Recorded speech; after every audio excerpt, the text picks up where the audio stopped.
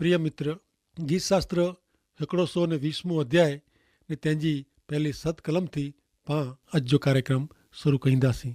तो सुणो तंहिंजी पहली 1 थी 7 कलम। गीतशास्त्र 120। मुझे डुख में आऊं ईश्वर के पुकार क्यों ने ऊ मुझो सोए। हे यहोवा, खोटे होठ से ने कपटी जब से मुझे आत्मा के बचा। रे कपटी जब तो केता कुरो करींदा ने तोजा केड़ा हाल थींदा। पराक्रमी जा धारदार तीर ने कोलसे जा टांडा तोके मिलदा। मूंखे अफ़सोस आहे क मैसेक जो आऊं प्रवासी आहियां ने केदार जे तंबू में वसां थो, जेको शांति जी ईर्षा खार रखे था उनी बेरो रही ने हाणे आऊं धराई वियो आहियां। आऊं शांति अछां थो, पर जॾहिं आऊं ॿोलां थो तॾहिं उहो लड़ाई करेला मंगे था। हिन कलम में ईश्वर के ओळखींदड़ प्रजा अथवा व्यक्ति ईश्वर इन जी विनंती प्रार्थना सोए आहे उहो जणाए थो। मित्र, ईश्वर सुणे था, ईश्वर मुंहिंजी आंजी मिणी जी परिस्थिति जाणे था, पर सवाल उहो आहे कि कुरो ऐं उहो जीरे ईश्वर के आंजी विनंती सुणायो था कि पोइ जेको देव न आहे इनके जणायो था, छतां कोई जवाब मिले नथा। ईश्वर परायण व्यक्ति जी आजू बाजू खोटा लोक ऐं कूड़ाई हले थी। ईश्वर के न गमे ने न ओळखींदड़ प्रजा लोक सचे के खोटो ने खोटे के सचो चवनि था। उहो अजवारे के अंधारो ने अंधारे के अजवारो चवनि था। ने तॾहिं ईश्वर भक्त प्रार्थना करे थो, हे ईश्वर, कूड़ी जिब से ने कपटी जिब से मुझे आत्मा के बचा। हाणे ज्ञानेरियूं 121 अध्याय ने तंहिंजी पहली कलम। आऊं डूंगर तरफ़ मुंहिंजी अखियूं अची करींदो, मूंखे केॾांहुं मदद मिले। सवाल पुछे में आयो आहे, आऊं डूंगर तरफ़ अखियूं अची करींदो, मूंखे केॾांहुं मदद मिले। कोई पण व्यक्ति के इन जे जीवन में सहाय जी मदद जी ज़रूर पए थी ने इन में पण जॾहिं व्यक्ति कटोकटी में वेह, संकट मुश्किली में वेह, तॾहिं उहो मदद माटे हेॾा होॾा नेरे थो। अॻियां नेरियूं गीतशास्त्र 121 2 कलम। यहोवा जेको आकाश ने पृथ्वी उत्पन्न कयो हुयो, उन वटां मूंखे मदद मिले थी। जिन ईश्वर आकाश ने पृथ्वी उत्पन्न कयो हुयो, उन वटां मूंखे मदद मिले थी। मित्र, कुरो ऐं मदद लाइ पुकार करी रहिया आहियो। शक्य आहे आंजो आत्मा आध्यात्मिक, मानसिक ने शारीरिक मदद लाइ पुकार करी रहियो हुए। ईश्वर के आंजे शरीर जी, मन जी ने हृदय जी आंजी मिड़े ज़रूरियात जी ख़बर आहे। प्रिय मित्र, जेको सर्जनहार आहे उहो तारणहार थी सघनि था ने ईसु ना जो अर्थ ज तारींदल थिए थो। ईसु ख्रिस्त माण्हू खे इन जे पाप रूपी दरिये में जा डुबंदे बचाइए था, तारीए था ऐं आंजी मिड़े ज़रूरियात लाइ प्रभु ईसु ख्रिस्त सामे नेरी सघो था। प्रभु ईसु ख्रिस्त ते विश्वास करींदड़ व्यक्ति ईश्वर जी मदद मेळवे थो। उहो कॾहिं निराश थींदो न, निष्फल वेंदो न। 121 अध्याय ने तंहिंजी 3 थी 5 कलम सुणो। उहो मुंहिंजे पग खे डगाईंदो न, तोजो रक्षक सुम्ही रहंदो न। नेरियो इसराइल जो जेको रक्षक आहे उहो सुम्हे नथो ने निंदर में पए नथो। यहोवा तोजो रक्षक आहे, यहोवा तोजे जमणे हथे तोखे छाया करींदो। ईश्वर आंजा रक्षण करींदड़ ऐं अहिड़ो जणायो आहे। पहली बाबत, जॾहिं सत्य ईश्वर आंजे जीवन जा रक्षक बने था तॾहिं ऐं स्थिर मज़बूत बनो था। उहो आंजे पग खे डगेला ॾींदा न ऐं द्रा जे कारणे द्रुबंदा न। गमे अहिड़े संजोग में टेम में स्थिर उभा रहंदा ऐं नबरा पवंदा न। कारण आंखे बर ॾींदड़, स्थिर उभा रखंदड़, मज़बूत करींदड़ ईश्वर आहीं। ही ईश्वर कहिड़ा आहीं त हू कॾहिं सुम्हे नथा ने ॿिए अर्थ में ऐं जीरे सत्य ईश्वर जे हथ में सही सलामत आहियो। हुते आंखे कोई कीअं करी सघे नथो। मित्र, प्रभु यीशु ख्रिस्त ते विश्वास करीने उन्ही के आंजे जीवन जा रक्षक बनाए गिनो। आंखे उन्ही नु कोई छेटो करींदो न। भले हाणे ज्ञानेरियूं गीतशास्त्र 121 अध्याय ने 5 थी 8 कलम में कोरो लिखियलु आहे। हिते चवनि था कि यहोवा तुंहिंजो रक्षक आहे, यहोवा तुंहिंजे जमणे हथे तोखे छायो करींदा। ॾींहं जो सूरज क राति जो चंद्र तोखे हैरान करींदा न। मिड़े ॾुख नू ईश्वर तुंहिंजो रक्षण करींदा। उहो तुंहिंजे आत्मा जी संभाल रखंदा। हेवर नू सर्वकाल सुधी हमेशा तुंहिंजी मिड़े हिलचाल में यहोवा तुंहिंजो रक्षण करींदा। यहोवा तुंहिंजे जमणे हथे छायो करींदा। सूरज जे तप से उ तोखे बचाईंदा ने रात जो चंद्र तोखे हैरान करींदो न। बे शब्द में ईश्वर आके कुदरती आफत नु बचाईंदा। प्रिय मित्र, ईश्वर जेको सजी सृष्टि जा सृजनहार रही उन्हीं के सूरज, चंद्र, समुद्र ने जमीन ते पूरेपूरो अधिकार है। उन्हीं जी इच्छा विरुद्ध आजे मथे जो वार पण नीचे छणे नथो के कारो दौरो थिए नथो। प्रभु यीशु ख्रिस्त चेता मूं ते विश्वास रखो, ऐं कीमती आयो ऐं नकाम न आयो।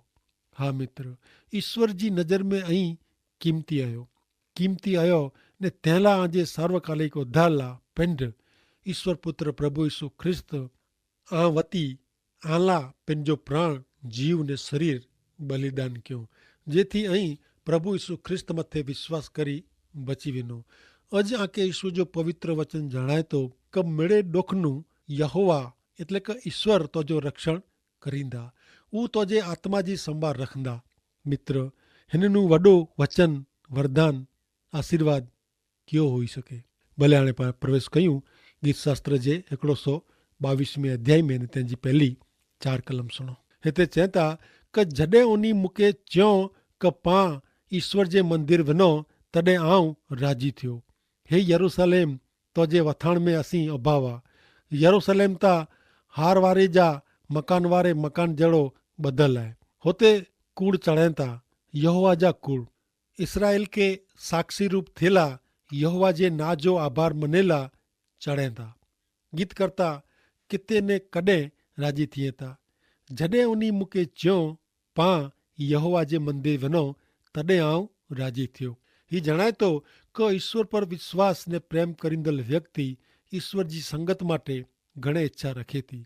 इन जो आनंद मजा मात्र भौतिक सुख चैन में क पृथ्वी पर जे वस्तु वाहन में न आहे। उहो ईश्वर के फक्त पंहिंजी ज़रूरियात पूरी पाड़ींदल ईश्वर तरीक़े नथो जाणे। उता ईश्वर के पंहिंजा उद्धारकर्ता तरीक़े जाणे थो। भले हाणे पाण कार्यक्रम में अॻियां वधंदे नेरियूं गीत शास्त्र जो 122 अध्याय ने 5 थी 9 कलम। एतिरेला हुते इंसाफ़ जो राज्यासन दाऊद जे कुटुंब जा राज्यासन स्थापे में आया। यरूशलेम जी शांति ला प्रार्थना करियो। तो ते प्रेम रखंदल मजा में रहो।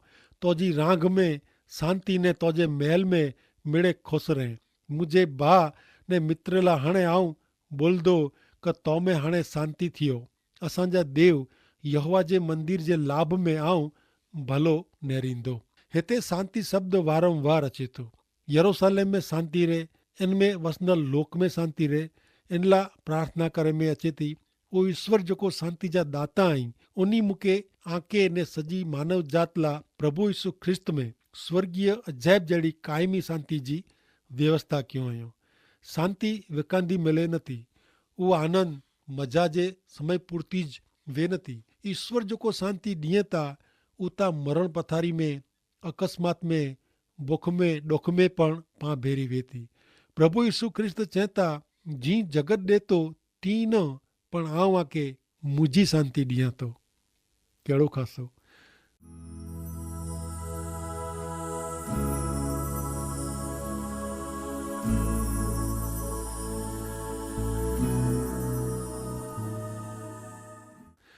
अॻियां नेरियूं हाणे गीत शास्त्र जो 123 अध्याय ने तंहिंजी पहली 4 कलम। हे आकाश में विंदल आऊं तो सामे मुंहिंजी अखियूं उची कयां थो। नेरियो जी दास जी अखियूं पंहिंजे सेठ जे हथ तरफ़ ने जी दासी जी अखियूं पंहिंजी सेठाणी तरफ़ ताकी रहती तीं असांजे देव यहोवा जी असां ते दया थिए। ત્યાં સુધી असांजी अखियूं उन्ही तरफ़ ताकी रहती। असां ते दया कर हे यहोवा, असां ते दया कर। एतिरेला क असीं तुचकार वेठी वेठी ने साव दर्जी विया आहियूं। बेदरकार माण्हूअ जे तुचकार से ने अभिमान जे अपमान से असांजा आत्मा साव दर्जणा थी विया आहिनि। मित्र, गीत करता घणे ख़ासि रीते जाणे था ने ज़ाहिर पण कयूं था क ईश्वर के पां कोई मकान में, इमारत में क घर में पूरी सघूं नथा। ईश्वर सर्वव्यापी आहे ने तंहिंला पंहिंजी प्रार्थना कईंदे ईश्वर के आकाश में विराजमान ईश्वर तरीक़े ज़ाहिर कयूं था। मित्र, पां ईश्वर के अमुक निकी टेम में क जॻह में ॿधी सघूं नथा। ईश्वर ता सर्वव्यापी सर्वत्र मिणी जगह ते आई। गीत करता जणाइए था कि पांके पंहिंजी अख लगातार ईश्वर तरफ़ रखे जी आहे। ईश्वर जी मदद, ईश्वर जी कृपा पां ते न थिए त्यां सुधी लगातार अखियूं ईश्वर तरफ़ रखे जी आहे। भले हाणे पां अॻियां नेरियूं कि शास्त्र जो 24 अध्याय ने तंहिंजी पहली 8 कलम सुणो।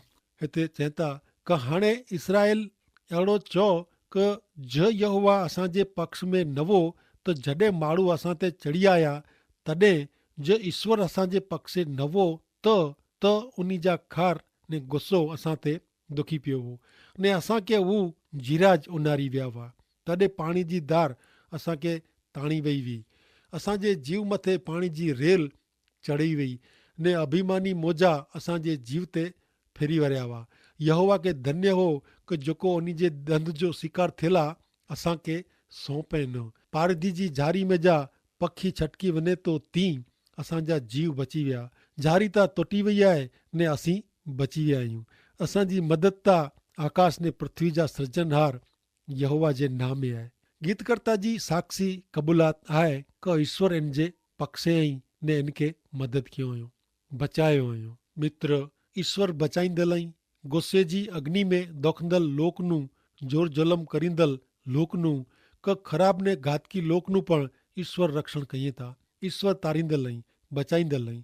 8वीं कलम में जणाए में आयो आहे कि असांजी मदद तां आकाश ने पृथ्वी जा सृजनहार यहोवा जे नाम में आहे। जेको उत्पन्न कीअं आहे उहो जो उद्धार करी सघनि था। ख़राब भयंकर हालत में नाश जे मोह में जा ईश्वर बचाई सघनि था। प्रिय मित्र, ऐं ईश्वर पुत्र प्रभु यीशु ख्रिस्त में पाप, शैतान ने सार्वकालिक मरण जे बंधन में जा बची सको था।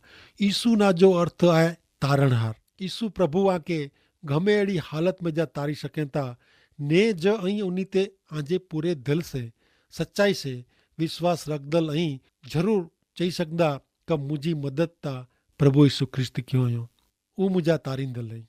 भले हाणे पाण अॻियां नेरियूं गीत शास्त्र जो 125 अध्याय ने तंहिंजी पहली कलम। यहोवा मथे भरोसो रखंदल सियोन डूंगर जहिड़ा आई का जेको कॾहिं खसंदल नहीं पर हमेशा टेकी रहंदा।